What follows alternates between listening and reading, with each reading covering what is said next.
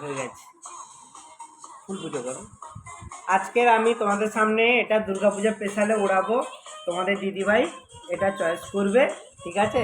এই তোমার দিদিভাই দেখো আমি উড়াচ্ছি তোমাদের সামনে, কেউটা তোলে দেখা যাক।